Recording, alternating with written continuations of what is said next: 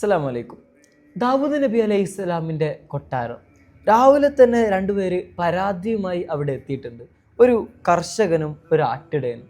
കർഷകൻ പരാതി പറയുകയാണ്, ഈ ആട്ടിടയൻ്റെ ആടുകൾ എൻ്റെ അതിവിശാലമായ കൃഷി മുഴുവനും തിന്നു തീർത്തിരിക്കുന്നു എന്നതായിരുന്നു അദ്ദേഹത്തിൻ്റെ പരാതി മുഴുവനും കേട്ടപാടെ രാജാവായിരുന്ന ദാവൂദ് നബി അലൈഹി സ്വലാം ഒരു പരിഹാരം നിർദ്ദേശിക്കുന്നുണ്ട്. അത് ഇങ്ങനെയായിരുന്നു: കർഷകന്റെ കൃഷി മുഴുവനും നഷ്ടമായതുകൊണ്ട് ഈ ആട്ടിടയൻ ആടുകളെ മുഴുവനും കൃഷിക്കാരന് നൽകട്ടെ എന്നതായിരുന്നു ദാവൂദ് നബി അലൈഹി സ്വലാം നിർദ്ദേശിച്ച പരിഹാരം. ഇത് കേട്ടുകൊണ്ടിരിക്കുന്ന 11 വയസ്സ് മാത്രം പ്രായമുള്ള സുലൈമാൻ എന്ന ദാവൂദ് നബി അലൈഹി സ്വലാമിൻ്റെ മകൻ ആ കൊട്ടാരത്തിലുണ്ടായിരുന്നു. വളരെ ബഹുമാനത്തോടുകൂടെ പിതാവിൻ്റെ അടുത്ത് ചെന്നിട്ട് സുലൈമാൻ നബി അലൈഹി സ്വലാം പറയുന്നു, പിതാവേ, എനിക്ക് മറ്റൊരഭിപ്രായമുണ്ട് ഈ വിധിയിൽ. വളരെ സ്നേഹത്തോടെ തൻ്റെ മകന് കേൾക്കാൻ തയ്യാറാവുകയാണ് ദാവൂദ് നബി അലൈഹി സ്വലാം. സുലൈമാൻ നബി അലൈഹി സ്വലാം മറുപടി പറയുന്നുണ്ട്, ഇങ്ങനെ ചെയ്തു കഴിഞ്ഞാൽ ഈ ആട്ടിടയൽ ഒന്നുമില്ലാതായിപ്പോവും. അദ്ദേഹത്തിൻ്റെ ആടുകൾ മുഴുവനും അവർക്ക് നൽകുക വഴി ഇയാൾ വളരെ പാപ്പരനായി മാറും. അതുകൊണ്ട് നമുക്ക് മറ്റൊരു വിധി ഈ വിഷയത്തിൽ പറയാം. കൃഷിക്കാരന് ഈ ആടുകളെ തൽക്കാലത്തിന് നൽകുകയും ആ സമയം ഈ ആട്ടിടയൻ ഈ കൃഷി മുഴുവനും പഴയപടി നിർമ്മിക്കുകയും അത് കൃഷി ചെയ്യുകയും അത് പൂർണ്ണസ്ഥിതിയിലാവുന്ന സമയത്ത് കൃഷി മുഴുവനും ഈ കർഷകന് നൽകുകയും അത്രയും കാലം ഈ കർഷകൻ ഈ ആടുകളെ മുഴുവനും പരിപാലിക്കുകയും അതിൽ നിന്ന് ലഭിക്കുന്ന പാലൊക്കെ എടുത്തിട്ട് ജീവിക്കുകയും ചെയ്യാം. ഈ കൃഷി എന്നാണോ തിരിച്ചു നൽകുന്നത് ആ സമയത്ത് ഈ ആടുകളെയും തിരിച്ചു നൽകാം എന്നതായിരുന്നു വളരെ യുക്തിസഹമായ, വളരെ മനോഹരമായ ആ പരിഹാരം. പിതാവ് ഈ അഭിപ്രായം കേൾക്കുകയും ആ അഭിപ്രായത്തെ സ്വീകരിക്കുകയും അത് നടപ്പിലാക്കുകയും ചെയ്യും. രാജാവാണെന്നോ അതിൻ്റെ അഹന്തയൊന്നുമില്ലാതെ തൻ്റെ മകൻ പറയുന്നത് കേൾക്കുകയും അതിനനുസരിക്കുകയും ചെയ്യുന്ന വളരെ ബുദ്ധിമാന്മാരായ, രാജ്യം ഭരിക്കുന്ന സുലൈമാൻ നബി അലൈഹി സ്വലാമിൻ്റെയും ദാവൂദ് നബി അലൈഹി സ്വലാമിൻ്റെയും കഥയാണ് നമ്മളിന്ന് സംസാരിക്കുന്നത്. രാജാവായിരുന്ന ദാവൂദ് നബി അലൈഹി സ്വലാം രാജ്യത്ത് വളരെ വിനയാന്വിതനായി ഭരണം നടത്തിയിരുന്ന ഒരു രാജാവായിരുന്നു. ഈ രാജകൊട്ടാരത്തിൽ നടക്കുന്ന കാര്യങ്ങളും അദ്ദേഹത്തിൻ്റെ വിധി പറച്ചിലുകളും ഭരണവും എല്ലാം കണ്ടു പഠിക്കുകയായിരുന്നു മകനായിരുന്ന സുലൈമാൻ നബി അലൈഹി സ്വലാം. ദാവൂദ് നബി അലൈഹി സ്വലാം വളരെ പണ്ഡിതൻ കൂടെയായിരുന്നു. സബൂർ വളരെ മനോഹരമായി പാരായണം ചെയ്യുന്നത് കേൾക്കാൻ പക്ഷികൾ മുഴുവനും തൻ്റെ കൊട്ടാരത്തിലേക്ക് എത്തുന്ന കാഴ്ചയൊക്കെ ഉണ്ടായിരുന്നു. കൊട്ടാരത്തിൽ എപ്പോഴും മലക്കുകളും ജിന്നുകളുടെയൊക്കെ സാന്നിധ്യം. ഇങ്ങനെ അള്ളാഹു സുബ്ഹാനഹു വ തആല ഒരുപാട് അനുഗ്രഹങ്ങൾ നൽകിയ ഒരു പ്രവാചകനായിരുന്നു ദാവൂദ് നബി അലൈഹി സ്വലാം. ആദ്യമായി പേന കൊണ്ട് എഴുതുന്ന, പടയങ്കി നിർമ്മിക്കുന്ന, ഇരുമ്പ് മെരുക്കി കൊടുത്ത പ്രവാചകനായിരുന്നു. അതുകൊണ്ട് തന്നെ ഒരുപാട് അതുവഴിയുള്ള സൗകര്യങ്ങൾ, ഒരുപാട് പ്രവർത്തനങ്ങളൊക്കെ നടത്താൻ ദാവൂദ് നബി അലൈഹി സ്വലാമിന് സാധിക്കുന്നുണ്ട്. അങ്ങനെ കാലങ്ങൾ കഴിഞ്ഞുപോയി. ദാവൂദ് നബി അലൈഹി സ്വലാം അദ്ദേഹത്തിൻ്റെ മരണശയ്യയിലാണ്. സുലൈമാൻ നബി അലൈഹി സ്വലാം 13 വയസ്സായിരിക്കെയാണ് ദാവൂദ് നബി അലൈഹി സ്വലാം മരണമടയുന്നത്. പിന്നീട് ഈ രാജകാര്യങ്ങൾ മുഴുവനും നോക്കി നടത്തുന്നത് സുലൈമാൻ നബി അലൈഹി സ്വലാമാണ്. ആ ഇടക്കാണ് അദ്ദേഹത്തിന് പ്രവാചകത്വവും ലഭിക്കുന്നത്. വളരെ സവിശേഷമായ ചരിത്ര വിശേഷങ്ങളാണ് സുലൈമാൻ നബി അലൈഹി സ്വലാമിൻ്റെ ജീവിതത്തിൽ നിന്ന് നമുക്ക് വായിച്ചെടുക്കാൻ സാധിക്കുന്നത്. പിതാവിന് ഇരുമ്പാണ് അള്ളാഹു സുബ്ഹാനഹു വ തആല മെരുക്കി കൊടുത്തതെങ്കിൽ ഇദ്ദേഹത്തിന് ചെമ്പിൻ്റെ ഉപയോഗമായിരുന്നു. ചെമ്പ് ഒരുപാട് ഉരുകിയൊലിക്കുന്ന സ്ഥലങ്ങൾ സുലൈമാൻ നബി അലൈഹി സ്വലാമിന് കാണിച്ചു കൊടുത്തിരുന്നു. അതുവഴി അവിടെ നിന്ന് പോയി ഒരുപാട് പാത്രങ്ങൾ നിർമ്മിച്ചെടുക്കുക, ഇതുപോലെ ഒരുപാട് ഉപകരണങ്ങൾ നിർമ്മിച്ചെടുക്കുക, ചെമ്പ് വഴി ഒരുപാട് കാര്യങ്ങൾ അദ്ദേഹം നിർമ്മിച്ചെടുക്കുന്നുണ്ട്. മാത്രമല്ല, വളരെ സവിശേഷമായ കാറ്റിനെ അള്ളാഹു സുബ്ഹാനഹു വ തആല സുലൈമാൻ നബി അലൈഹി സ്വലാമിന് മെരുക്കി കൊടുക്കുകയും സഞ്ചാരങ്ങളെല്ലാം അതുവഴി നടക്കുകയും ഒക്കെ ചെയ്യുമായിരുന്നു. ലോകം അടക്കി ഭരിച്ച ചക്രവർത്തിയായിരുന്നു സുലൈമാൻ നബി അലൈഹി സ്വലാം. കൊട്ടാരത്തിൽ മുഴുവൻ ജിന്നുകളും പിശാചുകളെയും അവരെ എല്ലാം കീഴടക്കി വെക്കുകയും കുതിരയോടുന്ന പിശാചുകളെ ശിക്ഷിക്കുകയും ഒക്കെ ചെയ്യുന്ന വളരെ സവിശേഷമായ കൊട്ടാര വിശേഷങ്ങളാണ് സുലൈമാൻ നബി അലൈഹി സ്വലാമിൻ്റെ കഥയിൽ നിന്ന് നമുക്ക് മനസ്സിലാവുന്നത്. മാത്രമല്ല, പക്ഷികളുടെയും മൃഗങ്ങളുടെയും ഒക്കെ ഭാഷ അല്ലാഹു സുബ്ഹാനഹു വ തആല സുലൈമാൻ നബി അലൈഹി സ്വലാമിന് പഠിപ്പിച്ചു കൊടുത്തിരുന്നു. അതുകൊണ്ട് തന്നെ അവരുടെ സംസാരം മനസ്സിലാവുകയും മറ്റ് രാജ്യങ്ങളിലേക്കൊക്കെ ദൂതരായി പറഞ്ഞയക്കുന്നത് ഇതുപോലത്തെ പക്ഷികളെയും മൃഗങ്ങളെയും ഒക്കെ ആയിരുന്നു. അങ്ങനെ ഒരു ദിവസം യാത്ര ചെയ്യാനിരിക്കുമ്പോൾ സുലൈമാൻ നബി അലൈഹി സ്വലാം ഒരു പ്രഭാതത്തിൽ വരികയും കാറ്റിനോട് ഒരു വിരിപ്പ് വിരിക്കുകയും ആ കാറ്റിൻ്റെ വിരിപ്പിൽ ഒരു സിംഹാസനം ഇരിക്കുകയും സുലൈമാൻ നബി അലൈഹി സ്വലാം അതിൽ കയറിയിരിക്കുകയും മറ്റാളുകളൊക്കെ ആ വിരിപ്പിൽ കയറിയിരുന്നു. അങ്ങനെ കാറ്റിലൂടെയായിരുന്നു അവരുടെ യാത്രകൾ മുഴുവനും. മാത്രമല്ല, ഒരു മാസമൊക്കെ എടുക്കുന്ന യാത്രകൾ വെറും ഒരു പകലിൽ അവർ അങ്ങനെ കാറ്റിലൂടെ സഞ്ചരിക്കുന്ന വളരെ അത്ഭുതകരമായ ജീവിത രീതികളായിരുന്നു സുലൈമാൻ നബി അലൈഹി സ്വലാമിനെ അല്ലാഹു സുബ്ഹാനഹു വ തആല പ്രദാനം ചെയ്തിരുന്നത്. ബൈത്തുൽ മുഖദ്ദസ് ആയിരുന്നു അവരുടെ ഭരണത്തിൻ്റെ തലസ്ഥാനം. നമ്മുടെ ഇന്ത്യയിലേക്ക് പോലും അവിടെ നിന്ന് കച്ചവടക്കാരെ പായക്കപ്പൽ വഴി പറഞ്ഞയച്ചിരുന്നു എന്ന് ചരിത്രത്തിൽ നമുക്ക് കാണാൻ സാധിക്കും.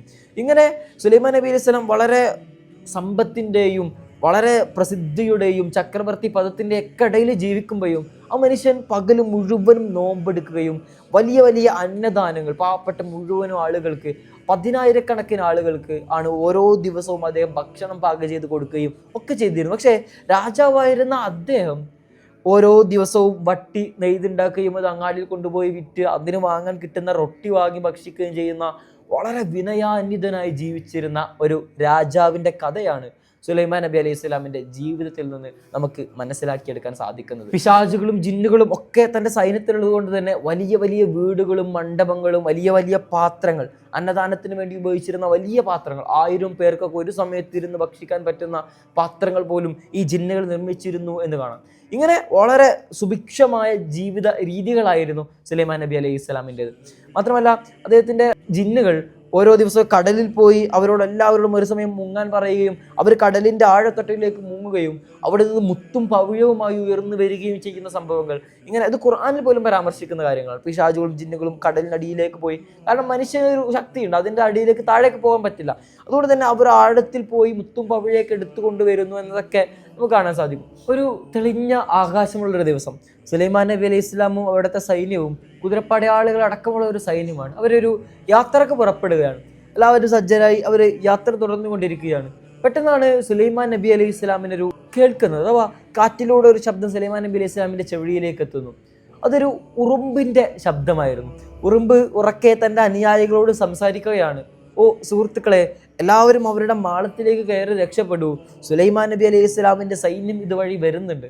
അവരുടെ കുതിരകളുടെ കുടുംബിനടിയിൽപ്പെട്ട് നിങ്ങൾ ചത്തുപോയേക്കാം. അതുകൊണ്ട് സുരക്ഷിതമായ ഒരു സ്ഥലത്തേക്ക് മാറി താമസിക്കൂ, ആ ഗുഹകളിലേക്ക് പ്രവേശിക്കൂ എന്നതായിരുന്നു ആ ഉറുമ്പിൻ്റെ നേതാവ് തൻ്റെ അനുയായികളോട് പറയുന്നത്.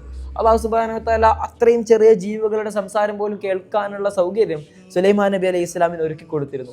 ഇത് കേട്ടതോടുകൂടെ സുലൈമാൻ നബി അലൈഹി ഇസ്ലാം തൻ്റെ സൈന്യങ്ങളോട് മുഴുവനും നിന്നിടത്ത് തന്നെ നിൽക്കാൻ പറയുകയും അള്ളാഹുവിന് അതിയായി ശുക്ർ ചെയ്യുകയും ചെയ്യുന്നുണ്ട്. കാരണം അത്രയും ഒരു ചെറിയ ജീവിയുടെ കേൾക്കാനുള്ള അനുഗ്രഹം പോലും അള്ളാഹു എനിക്ക് തന്നല്ലോ എന്നൊരു നന്ദിയുടെ സൂചകമായിരുന്നു സുലൈമാൻ നബി അലൈഹി ഇസ്ലാമിൻ്റെ ആ വാക്കുകളിൽ പ്രകടമായിരുന്നത്. വളരെ ചെറിയ ജീവിക്ക് പോലും സുലൈമാൻ നബി അലൈഹി സ്വലാം കൊടുത്തിരുന്ന ആദരവും പരിഗണനയും നമുക്ക് കാണാൻ സാധിക്കും. ഇതുപോലെ മറ്റൊരു സംഭവമുണ്ട്. ഒരു കാലത്ത് സുലൈമാൻ നബി അലൈഹി സ്വലാമിൻ്റെ നാട്ടിൽ ശക്തമായ വരൾച്ച അനുഭവപ്പെടുന്നു. കുടിക്കാൻ വെള്ളമില്ല, പലരും വിശന്ന് കരയുകയാണ്, കുഞ്ഞുങ്ങൾ. ഇങ്ങനെ പീഡിതമായ ദിവസങ്ങൾ മുന്നോട്ട് പോയിക്കൊണ്ടിരിക്കെ മഴയ്ക്ക് വേണ്ടി പ്രാർത്ഥിക്കാൻ എല്ലാവരോടും ഒരു മൈതാനത്ത് ഒരുമിച്ച് കൂടാൻ സുലൈമാൻ നബി അലൈഹി സ്വലാം പറയുകയാണ്. അങ്ങനെ ഒരുപാട് ആളുകൾ ഒരുമിച്ച് കൂടുന്നു, ഒരുപാട് ആളുകൾ വരുന്നു. സുലൈമാൻ നബി അലൈഹി സ്വലാം മൈതാനത്തേക്ക് വരുമ്പോൾ കാണുന്ന കാഴ്ച ഒരു ഉറുമ്പ് മണ്ണിൽ മലർന്ന് കിടന്നുകൊണ്ട് പ്രാർത്ഥിക്കുന്ന ഒരു കാഴ്ചയാണ്. അല്ലാഹുവേ, ഞങ്ങൾക്ക് മഴ തരണേ, മഴയില്ലാതെ ഞങ്ങൾ ബുദ്ധിമുട്ടുകയാണെന്ന് പറഞ്ഞുകൊണ്ട് ഒരു ഉറുമ്പ് പ്രാർത്ഥിക്കുന്ന കാഴ്ചയാണ് സുലൈമാൻ നബി അലൈഹി സ്വലാം കാണുന്നത്. ഉടനെ സുലൈമാൻ നബി അലൈഹി സ്വലാം വളരെ സന്തോഷത്തോടു കൂടെ എല്ലാവരോടും പറയുന്നു, നിങ്ങൾ പിരിഞ്ഞു പോയിക്കൊള്ളുക, നമുക്ക് മഴ കിട്ടിയിരിക്കുന്നു എന്ന്. ഉടനെ അല്പസമയത്തിനകം അവിടെ മഴ പെയ്യുകയും ചെയ്തു. വളരെ ചെറിയ ജീവിയുടെ ഒരു പ്രാർത്ഥന പോലും അള്ളാഹു സ്വീകരിക്കുന്ന പ്രാർത്ഥനയുടെ വലിയ വിശാലമായ അർത്ഥങ്ങളുള്ള ഒരു സംഭവമാണിത്. സമൂഹത്തിൽ പലരും അടിത്തട്ടിൽ കഴിയുന്ന ചില ആളുകൾ, വളരെ നിസ്സാരരായി നമ്മൾ കണ്ണിൽ കാണുന്ന ആളുകൾക്ക് പോലും അള്ളാഹുവിൻ്റെ അടുത്ത് അതിയായ സ്ഥാനമുണ്ടെന്ന് പ്രവാചകർ സ്വല്ലല്ലാഹു അലൈഹി വസല്ലം തങ്ങൾ പറഞ്ഞു വെക്കുന്നതിന് അടിവരയിടുന്ന ഒരു സംഭവമാണിത്. വളരെ വരൾച്ചപ്പെട്ട് കിടക്കുന്ന ഒരു സമൂഹം ആ ഒരു ഉറുമ്പിൻ്റെ പ്രാർത്ഥന കൊണ്ട് അള്ളാഹു അവർക്ക് മഴ നൽകി എന്നുള്ളത്. നേരത്തെ നമ്മൾ പറഞ്ഞ ഉറുമ്പിൻ്റെ കഥയും ഇങ്ങനെ ഈ ഉറുമ്പിൻ്റെ പേരിൽ ഖുർആനിൽ ഒരു സൂറത്ത് പോലും പിന്നീട് അവതീർണമാവുകയുണ്ടായി.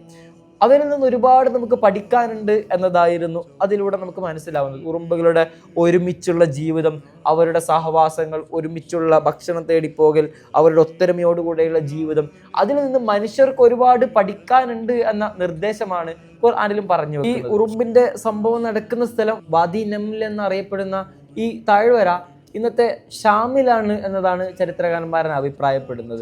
മറ്റൊരു ദിവസം സുലൈമാൻ നബി അലൈഹി സ്വലാം ഇതുപോലെ തൻ്റെ സൈന്യവുമായിട്ട് യാത്രക്കൊരുങ്ങി നിൽക്കുകയാണ്. എല്ലാവരും സന്നിധരായിട്ടുണ്ട്. സുലൈമാൻ നബി അലൈഹി സ്വലാം യാത്ര ആരംഭിക്കാൻ നിൽക്കുമ്പോൾ കൂട്ടത്തിൽ ആരുടെയോ ഒരു അഭാവം സുലൈമാൻ നബി അലൈഹി സ്വലാമിൻ്റെ ശ്രദ്ധയിൽപ്പെട്ടു. അത് ഹുദൂദ് എന്ന തൻ്റെ ഒരു മരംകൊത്തിയുടെ ആയിരുന്നു. അഥവാ മറ്റു നാടുകളിലേക്ക് സന്ദേശങ്ങൾ കൈമാറാൻ സുലൈമാൻ നബി അലൈഹി സ്വലാം ഉപയോഗിച്ചിരുന്ന ഹുദൂദ് എന്നൊരു മരക്കൊത്തി ഉണ്ടായിരുന്നു. അത് തൻ്റെ യാത്രയിൽ പങ്കുചേരാൻ വേണ്ടി എത്തിയിട്ടില്ല. സുലൈമാൻ നബി അലൈഹി സ്വലാം ദേഷ്യപ്പെടുന്നുണ്ട്. എവിടെയാണ് ഹുദൂദ്? എന്താണ് ഇതുവരെ എത്താത്തത്? അവൻ ഈ തിരിച്ചു വരുമ്പോൾ മതിയത്തക്കമായ ഒരു കാരണം ബോധിപ്പിച്ചില്ലെങ്കിൽ ശക്തമായ ശിക്ഷയായിരിക്കും അവൻ ലഭിക്കുക എന്ന് സുലൈമാൻ നബി അലൈഹി സ്വലാം പറയുന്നുണ്ട്. അങ്ങനെ എല്ലാവരും ഹുദൂദിന് വേണ്ടി തെരച്ചിൽ നടത്തുകയാണ്. എവിടെ പോയി വിദൂര നാടുകളിലൊക്കെ പോകുമ്പോൾ സന്ദേശങ്ങൾ കൊടുത്തയക്കുക, മാത്രമല്ല എത്ര ആഴത്തിലാണ് വെള്ളം ഉണ്ടാവുക എന്ന് പോലും അറിയാൻ സുലൈമാൻ നബി അലൈഹി സ്വലാം ഉപയോഗിച്ചിരുന്ന പക്ഷിയായിരുന്നു. അതുകൊണ്ട് തന്നെ ഒരു യാത്രയിൽ ഹുദൂദിന്റെ സാന്നിധ്യം വളരെ അത്യാവശ്യമായിരുന്നു. അങ്ങനെ എല്ലാവരും കാത്തിരിക്കെ ആകാശത്തിന്റെ വിദൂരതയിൽ നിന്ന് ഹുദൂദ് പാറി വരുന്നത് സുലൈമാൻ നബി അലൈഹി സ്വലാം കാണുന്നു. ഹുദൂദ് വന്ന പാടെ സുലൈമാൻ നബി അലൈഹി സ്വലാമിനോട് പറയുന്നുണ്ട്, പ്രവാചകരെ, നിങ്ങൾക്കറിയാത്ത ഒരു കാര്യം ഇന്ന് എനിക്ക് ലഭിച്ചിട്ടുണ്ട്. വളരെ പെട്ടെന്ന് നിങ്ങൾ ആലോചിച്ച് നോക്കുക, രാജാവായിരിക്കുന്ന സുലൈമാൻ നബി അലൈഹി സ്വലാം യാത്രക്ക് ഒരുങ്ങി നിൽക്കുമ്പോൾ തൻ്റെ സൈന്യത്തിൽപ്പെട്ട ഒരാളെ കാണാതാവുന്നു. വളരെ ദേഷ്യപ്പെട്ടിരിക്കുന്ന സുലൈമാൻ നബി അലൈഹി സ്വലാമിൻ്റെ അടുത്തേക്ക് ഹുദൂദ് വന്നുകൊണ്ട് പറയുന്നത്, നബിയെ, നിങ്ങൾക്കറിയാത്ത ഒരു കാര്യം ഞാൻ അറിഞ്ഞിട്ടുണ്ട്. വളരെ സാഹകൂതം അത് ശ്രദ്ധിച്ച് കേൾക്കാൻ ആ പ്രവാചകൻ ആ സമയത്ത് തയ്യാറായി എന്നതാണ് വളരെ വിനയാനിതനായ ആ പ്രവാചകൻ സ്വഭാവ ഗുണം നമുക്ക് പറഞ്ഞു തരുന്നത്. സുലൈമാൻ നബി അലൈഹി സ്വലാം വളരെ ശ്രദ്ധയോടെ കേട്ടിരിക്കുന്നു. ഹുദൂദ് പറയുന്നു, ഞാൻ സബ് എന്നൊരു രാജ്യത്തെ പറ്റി കേട്ടിട്ടുണ്ട്. ഞാൻ അവിടെ നിന്നാണ് വരുന്നത്. അവിടുത്തെ നാട്ടുകാർക്ക് വളരെ സമൃദ്ധമായ നാടാണത്. ഒരുപാട് പണമുണ്ട്, വലിയ വലിയ കൊട്ടാരങ്ങളുണ്ട്. അവിടെ രാജ്യം ഭരിക്കുന്നത് ബൽഖീസ് എന്ന ഒരു സ്ത്രീയാണ്, ഒരു രാജ്ഞിയാണ്. എല്ലാം അവർക്ക് നൽകിയിട്ടുണ്ട്. ഐശ്വര്യങ്ങളുടെ പറുദീസയാണ് സബ് എന്ന രാജ്യം. പക്ഷേ അവർ അള്ളാഹുവിനെ മറന്നിരിക്കുന്നു. പിശാചിൻ്റെ വഴികേടിൽ പെട്ടുകൊണ്ട് അവർ സൂര്യനെയാണ് ആരാധിക്കുന്നത്. സൂര്യന് വേണ്ടി സുജൂദ് ചെയ്യുന്ന ആളുകളാണത്. ഇങ്ങനെ തുടങ്ങി ആ സഭയിൽ കണ്ട വിശേഷങ്ങളും അവിടുത്തെ രാജ്ഞിയുടെ കൊട്ടാരവും അവരുടെ വലിയൊരു സിംഹാസനത്തിൻ്റെ കഥയും ഒക്കെ ഈ മരം കൊത്തി സുലൈമാൻ നബി അലൈഹി സ്വലാമിന് പറഞ്ഞു കൊടുക്കുകയാണ്. ഈ സഭ എന്ന നാടിന് വളരെ ചരിത്ര പ്രസിദ്ധമായ ബാക്ക്ഗ്രൗണ്ട് ഉണ്ട്. അഥവാ ഖുർആനിൽ സബ എന്നൊരു സൂറത്ത് പോലും പിന്നീട് അവതീർണമാകുന്നു. അവിടുത്തെ ആളുകൾ അവർ കൃഷി ചെയ്യാൻ ഉപയോഗിച്ചിരുന്ന വലിയൊരു അണക്കെട്ട്, ഇങ്ങനെ വളരെ സമൃദ്ധമായി അവർക്ക് കൃഷി നൽകുന്നു. വളരെ സുന്ദരമായിട്ട് കൃഷികൾ മുന്നോട്ട് പോകുന്നു. പക്ഷെ അവർ അവിശ്വാസിയായി തുടർന്നുകൊണ്ടിരിക്കെ അഥവാ അണക്കെട്ട് തകർക്കുന്നു, അവരുടെ കൃഷി മുഴുവൻ നശിപ്പിക്കുന്നു, അവരെ ശിക്ഷിക്കുന്ന ഒരു കഥയൊക്കെ ഉണ്ട്. ഇങ്ങനെ സഭയിൽ ചരിത്രപരമായി ഇത് ഒരു ബാക്ക്ഗ്രൗണ്ട് ഉണ്ട്. ഇതുപോലെ ഒരു സംഭവമാണ് ഇപ്പോഴും നടന്നു നിൽക്കുന്നത്. അള്ളാഹു അവരുടെ സമൃദ്ധമായ അനുഗ്രഹങ്ങൾ നൽകിയിട്ട് അവരെ അനുഗ്രഹിക്കുമ്പോഴും അവർ ഈ അള്ളാഹുവിനെ ആരാധിക്കാതെ സൂര്യനെ ആരാധിക്കുന്ന ആളുകളായിട്ട് മാറുന്നു. ഇങ്ങനെ ഇന്നത്തെ യമനിലാണ് സബ എന്ന സ്ഥലം സ്ഥിതി ചെയ്യുന്നത്. ഇന്നത്തെ യമനാണത്. അങ്ങനെ സുലൈമാൻ നബി അലൈഹി സ്വലാം സബയെ പറ്റി മുഴുവനും കേൾക്കുന്നു. അവിടുത്തെ ബൽഖീസ് എന്ന രാജ്ഞിയെ പറ്റി കേൾക്കുന്നു. അവരുടെ വളരെ മനോഹരമായ വിചിത്രമായ സിംഹാസനത്തെ പറ്റി കേൾക്കുന്നു. അത് വളരെ ലോക പ്രശസ്തമായിരുന്നു. ഒരുപാട് ആളുകൾ ആ കൊട്ടാരത്തിലേക്ക് വരികയും ഈ സിംഹാസനം കാണാൻ വേണ്ടിയിട്ട് എത്തുകയൊക്കെ ചെയ്യുന്നുണ്ട്. ബൽഖീസിൻ്റെ ഈ കൊട്ടാരം, അതിൻ്റെ സിംഹാസനമൊക്കെ വളരെ പ്രസിദ്ധമായിരുന്നു. സുലൈമാൻ നബി അലൈഹി സ്വലാം ഇത്രയും പറഞ്ഞതോടുകൂടെ പിന്നെ ചിന്തിക്കുകയാണ്, എന്താണ് നമുക്ക് ചെയ്യാൻ പറ്റുക? അവരെ ഇസ്ലാമിലേക്ക് കൊണ്ടുവരാൻ നമ്മൾ എന്ത് ചെയ്യണം? ഇത് അങ്ങനെ കൊണ്ടുവന്നില്ല എങ്കിൽ നാളെ അള്ളാഹുവിൻ്റെ കോടതിയിൽ എത്തുമ്പോൾ എന്നോട് ചോദ്യം ചെയ്യപ്പെടും. എന്തുകൊണ്ട് അവരിലേക്ക് ഇസ്ലാം എത്തിക്കാൻ വേണ്ടിയുള്ള പ്രവർത്തനങ്ങൾ ഞാൻ ചെയ്തില്ല? വളരെ വേവലാതിപ്പെട്ടുകൊണ്ട് സുലൈമാൻ നബി അലൈഹി സ്വലാം തൻ്റെ ആളുകളുമായി ചർച്ച ചെയ്തുകൊണ്ട് ഒരു തീരുമാനത്തിലെത്തുകയാണ്. നമുക്ക് ഒരു കത്ത് ആ രാജ്യത്തിലേക്ക് കൊടുത്തയക്കാം. അങ്ങനെ അവരെ ഇസ്ലാമിലേക്ക് ക്ഷണിച്ചുകൊണ്ട് അവരുടെ വിവരങ്ങൾ അന്വേഷിച്ചുകൊണ്ട് സുലൈമാൻ നബി അലൈഹി സ്വലാം ഒരു കത്ത് എഴുതുകയും അത് ഹുദ്ഹുദിൻ്റെ അടുത്ത് കൊടുത്തുവിടുകയും ചെയ്യുകയാണ്. ഇതിനോട് പറയുന്നുണ്ട്, നീ അവരിലേക്ക് കത്തിട്ടുകൊണ്ട് മാറി നിൽക്കണം, എന്നിട്ട് എന്താണ് അവർ പറയുന്നത് എന്ന് ശ്രദ്ധിച്ച് കേൾക്കണം. ആ കത്ത് ഇപ്രകാരമായിരുന്നു: അസ്സലാമു അലൈക്കും, ദാവൂദിൻ്റെ മകൻ സുലൈമാൻ എഴുതുന്ന കത്താണിത്. നിങ്ങൾ ഒരിക്കലും എന്നോട് അഹങ്കാരം കാണിക്കരുത്. നിങ്ങൾ ഇസ്ലാമിലേക്ക് കടന്നു വരണം. നിങ്ങളിപ്പോൾ ആരാധിക്കുന്ന കാര്യങ്ങൾ തെറ്റാണ് എന്നൊക്കെ ബോധിപ്പിക്കുന്ന തരത്തിലായിരുന്നു ആ കത്ത് എഴുതിയിരുന്നത്. കത്ത് വായിച്ച ഉടനെ രാജ്ഞിക്ക് അതിലുള്ള യാഥാർത്ഥ്യം ബോധ്യപ്പെട്ടു. സുലൈമാൻ നബി അലൈഹി സ്വലാം എന്ന ലോകം മുഴുവനും അടക്കി ഭരിക്കുന്ന ചക്രവർത്തിയോട് എതിരിട്ട് നിൽക്കുന്നത് പരാജയത്തിലേക്കാണ് തന്നെ എത്തിക്കുക എന്ന ഒരു ബോധ്യം ബൽഖീസ് റാണിക്ക് ഉണ്ടാകുന്നുണ്ട്. അവർ തീരുമാനിക്കുന്നു, പക്ഷേ ഈ രാജ്യത്തെ മുഴുവനും അതിനുവേണ്ടി സമ്മതിപ്പിക്കണം. താൻ എന്തു ചെയ്യും എന്നൊരു സംശയത്തിലായിരുന്നു. ഉടനെ കൊട്ടാരത്തിലേക്ക് തൻ്റെ പണ്ഡിതന്മാരെയും ആളുകളെയും മുഴുവനും ബൽഖീസ് രാജ്ഞി വിളിച്ചു വരുത്തുന്നു. എന്നിട്ട് അവരോട് സംസാരിക്കുന്നുണ്ട്. ഇങ്ങനെ സുലൈമാൻ ചക്രവർത്തിയുടെ കത്ത് നമ്മുടെ കൊട്ടാരത്തിലേക്ക് എത്തിയിട്ടുണ്ട്, അദ്ദേഹം നമ്മളെ മതത്തിലേക്ക് ക്ഷണിക്കുന്നുണ്ട്, നമ്മൾ എന്താണ് ചെയ്യേണ്ടത്? അവരെല്ലാവരും വളരെ സംശയത്തോടു കൂടെ രാജ്ഞിയോട് പറയുന്നുണ്ട്. രാജ്ഞി തന്നെ ഒരു തീരുമാനം എടുക്കണം ഈ വിഷയത്തിൽ. ആ സമയത്ത് രാജ്ഞി അവരോട് പറയുന്നുണ്ട്, ഇങ്ങനെ ഒരു ചക്രവർത്തി നമ്മുടെ നാട്ടിലേക്ക് പ്രവേശിച്ചു കഴിഞ്ഞാൽ നമ്മുടെ ഇവിടെയുള്ള എല്ലാം അവർ നശിപ്പിച്ച് കളയുകയും ഈ രാജ്യം മുഴുവനും അവരുടെ കാൽക്കീഴിലാവുകയും ചെയ്യും. അതുകൊണ്ട് നമുക്ക് ആദ്യം ഒരു കാര്യം ചെയ്യാം. നമുക്ക് അവരെ കൺവിൻസ് ചെയ്യാൻ വേണ്ടിയിട്ട് ഒരുപാട് ഗിഫ്റ്റുകൾ, ഒരുപാട് വിലപിടിപ്പുള്ള സമ്മാനങ്ങൾ, മനോഹരമായ സമ്മാനങ്ങളൊക്കെ അവരുടെ നാട്ടിലേക്ക് കൊടുത്തയക്കാം. അതിൽ അവർ വീഴുകയാണെങ്കിൽ, അതവർ സ്വീകരിക്കുകയാണെങ്കിൽ അവർ കള്ളപ്രവാചകന്മാരാണ്, അവർ പറയുന്നത് സത്യമല്ല എന്ന് നമുക്ക് വിശ്വസിക്കാം. അതല്ല, മറിച്ച് അവർ സ്വീകരിക്കുന്നില്ല എങ്കിൽ നമുക്ക് അവരുടെ മതത്തിൽ ചേരുകയും ചെയ്യാം എന്നൊരു തീരുമാനത്തിലാണ് ബൽക്കീസ് രാജ്ഞിയും അവിടുത്തെ ആളുകളും വലിയ വിലപിടിപ്പുള്ള സമ്മാനങ്ങൾ സുലൈമാൻ നബി അലൈഹി ഇസ്ലാമിന് കൊടുത്തേക്കാൻ തീരുമാനിക്കുന്നത്. ഈ വാർത്തകൾ മുഴുവനും ഹുദ്ഹുദ് കേട്ടുകൊണ്ട് സുലൈമാൻ നബി അലൈഹി ഇസ്ലാമിനോട് ചെന്ന് പറയുകയാണ്. 500 അടിമകൾ അടങ്ങുന്ന വലിയൊരു സംഘത്തെയാണ് ബൽക്കീസ് രാജ്ഞി സുലൈമാൻ നബി അലൈഹി ഇസ്ലാമിൻ്റെ അടുത്തേക്ക് പറഞ്ഞയക്കുന്നത്. ഒരുപാട് മുത്തും പവിഴങ്ങളും എല്ലാം കൊടുത്തയക്കുന്നുണ്ട്.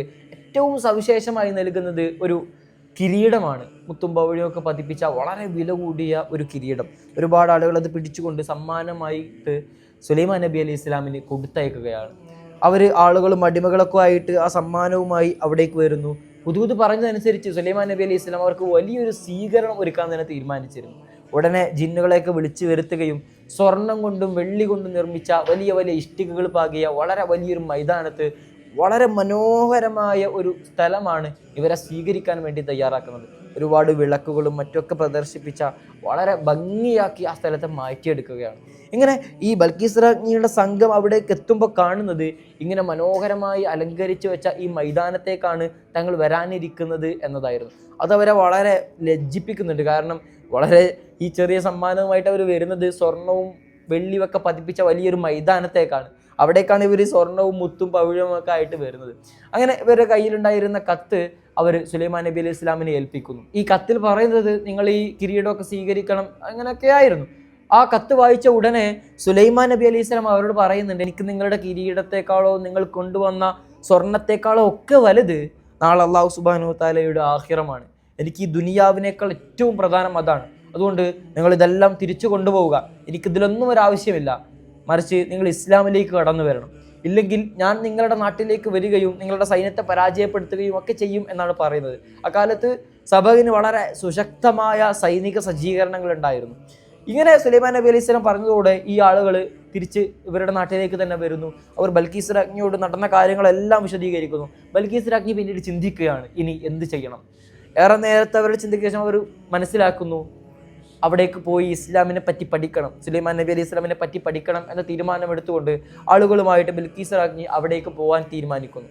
അവർ സുലൈമാൻ നബി അലൈഹി ഇസ്ലാമിന് കത്ത് കൊടുത്തയക്കുന്നുണ്ട്, ഞങ്ങൾ അവിടേക്ക് വരികയാണ്. അങ്ങനെ 12,000 ആളുകൾ വരുന്ന വലിയൊരു സൈന്യവുമായിട്ടാണ്, തൻ്റെ ആളുകളുമായിട്ടാണ് ബൽക്കീസ് രാജ്ഞി സുലൈമാൻ നബി അലൈഹി ഇസ്ലാമിൻ്റെ അടുത്തേക്ക് വരുന്നത്. സുലൈമാൻ നബി അലൈഹി ഇസ്ലാം വളരെ വലിയൊരു സ്വീകരണം തന്നെ ഇവർക്ക് നൽകാൻ തീരുമാനിക്കുകയാണ്. സുലൈമാൻ നബി ചോദിക്കുന്നുണ്ട്, ആരാണ് ബൽക്കീസ് രാജ്ഞിയുടെ സിംഹാസനം ഇവിടെ എത്തിക്കുന്നത്? ഉടനെ ജിന്ന് എഴുന്നേറ്റിട്ട് പറയുന്നു, അങ്ങ് ഇവിടെ നിന്ന് സദസ്സിൽ നിന്ന് എഴുന്നേൽക്കുന്നതിന് മുമ്പ് കൊട്ടാരത്തിൽ നിന്ന് ആ സിംഹാസനം ഇവിടെ എത്തിക്കാം. വളരെ വലിയ കോട്ട മതിലുകളും സുശക്തമായ സൈനിക സജ്ജീകരണങ്ങളുമുള്ള കോട്ട കടന്നുകൊണ്ട് കൊട്ടാരത്തിലേക്ക് കയറി അവിടെ നിന്ന് തൻ്റെ മുറിയിലുള്ള ഈ സിംഹാസനം ഇവിടേക്ക് കൊണ്ടുവരിക എന്നത് വളരെ ശ്രമകരമായിരുന്നു. ജിന്ന് പറയുന്നത്, താങ്കൾ ഇവിടെ നിന്ന് എഴുന്നേൽക്കുന്നതിന് മുമ്പ് കൊണ്ടുവരാം. അഥവാ രാവിലെ ഇരുന്നാൽ ആളുകളുടെ പ്രശ്നവും പരാതികളെ കേട്ട് ഉച്ചയാകുമ്പോഴായിരിക്കും സുലൈമാൻ നബി അലൈഹി സ്വലാം അവിടെ നിന്ന് എഴുന്നേൽക്കുന്നത്. അപ്പോഴേക്കും സഭയിലുള്ള സിംഹാസനത്തെ ഇവിടെ കൊണ്ടുവരാം എന്നതായിരുന്നു ജിന്ന് പറഞ്ഞിരുന്നത്. സുലൈമാൻ നബി അലൈഹി സ്വലാം പറഞ്ഞു, അതിന് വേഗത്തിൽ ആര് കൊണ്ടുവരും?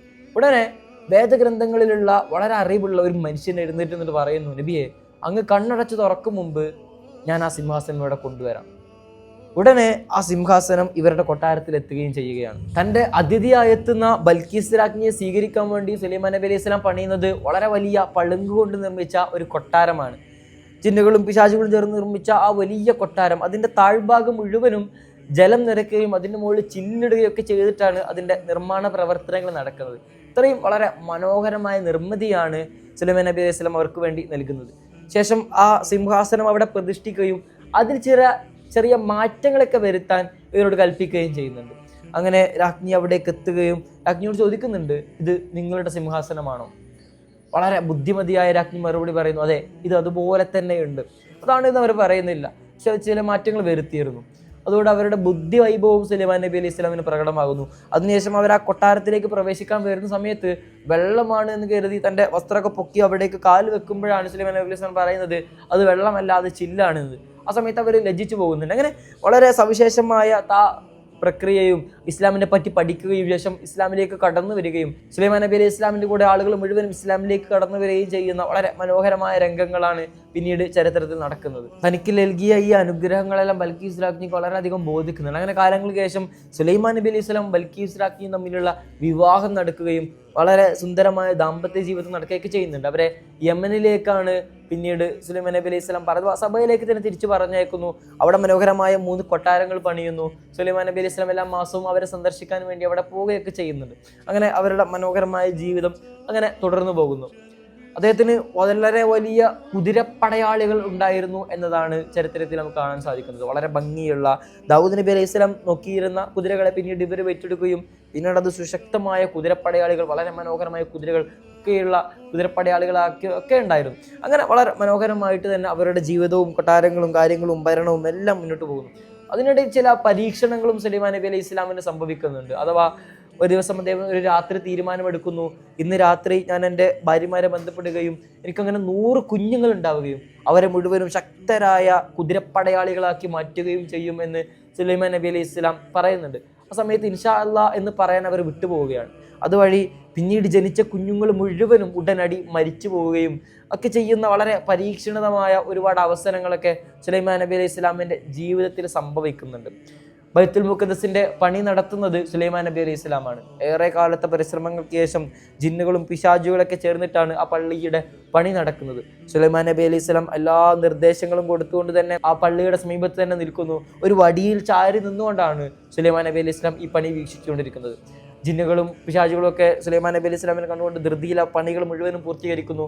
അങ്ങനെ ചാരി നിന്നിരുന്ന വടി ചിതലരിച്ച് വീഴുമ്പോഴാണ് അദ്ദേഹം ആ അവസ്ഥയിൽ വെച്ചുകൊണ്ട് മരിച്ചുപോയി എന്നത് കാലങ്ങൾക്ക് ശേഷം പിന്നീട് തിരിച്ചറിയുന്നത്. സുലൈമാൻ നബി അലൈഹി സ്വലാം 59-ാമത്തെ വയസ്സിൽ വഫാത്തായതോടുകൂടെ പക്ഷികളും മൃഗങ്ങളും അവരെല്ലാവരും കരയുകയും ഈ പ്രവാചകന്റെ വിയോഗത്തിൽ അവർ സങ്കടപ്പെടുകയും ചെയ്യുന്നുണ്ട്. കാരണം അവർക്കെല്ലാവർക്കും എല്ലാ മൃഗങ്ങളോട് പോലും വളരെ സഹിഷ്ണുതയോടെ പെരുമാറിയിരുന്ന, പാവങ്ങളെ ഊട്ടിയിരുന്ന, ആയിരക്കണക്കിന് 10,000-കണക്കിന് ആളുകൾക്ക് ദിവസവും അന്നം നൽകിയിരുന്ന, വളരെ വിശാലമായ മനസ്സിനുടമയായ ചക്രവർത്തിയായിരുന്ന സുലൈമാൻ നബി അലൈഹി സ്വലാമിൻ്റെ ജീവിതം അവിടെ അങ്ങനെ അവസാനിക്കുകയാണ്. ബൈത്തുൽ മുഖദ്ദസ് അടക്കമുള്ള നിരവധി സംഭാവനകൾ ആ പ്രവാചകർ വഴി പിന്നീട് നമ്മൾ ഇന്നും അനുഭവിക്കുന്നുണ്ട്. ലോകം മുഴുവനും അടക്കി വാരുകയും ഭരിക്കുകയും അതിൻ്റെ അനുഗ്രഹങ്ങൾ മുഴുവനും അനുഭവിക്കുകയും ചെയ്യുമ്പോഴും അള്ളാഹുവിൻ്റെ വിനയാന്വിതനായ അടിമയായി ഈ ഭൂമിയിലൂടെ നടന്നു പോയി എന്നതാണ് സുലൈമാൻ നബി അലൈഹി സ്വലാമിൻ്റെ ജീവിതവും ആ സന്ദേശങ്ങളും നമ്മെ പഠിപ്പിക്കുന്നത്.